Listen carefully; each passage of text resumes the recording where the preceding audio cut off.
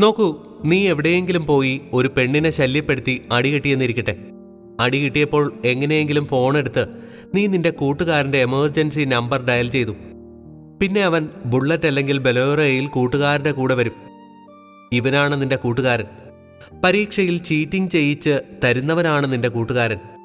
ജീവിതത്തിലെ എല്ലാ മോശം കാര്യങ്ങളും പങ്കിടുന്നവനാണ് നിന്റെ കൂട്ടുകാരൻ.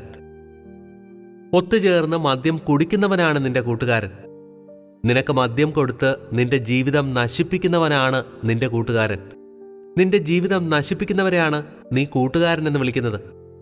അവർ നിന്നോട് മധുരത്തിൽ പറയുന്നത് നിന്നെ കുടുക്കുവാൻ വേണ്ടിയിട്ടാണ്.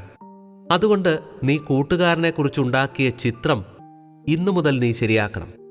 നിന്റെ നന്മയ്ക്ക് വേണ്ടി പ്രവർത്തിക്കുന്നവരാകണം നിന്റെ കൂട്ടുകാരൻ. നിന്റെ ജീവിതത്തെ ഉയർത്തിക്കൊണ്ടുവന്ന് നിനക്ക് നേർവഴി കാണിച്ചു തരുന്നവനാകണം ശരിക്കും നിന്റെ കൂട്ടുകാരൻ.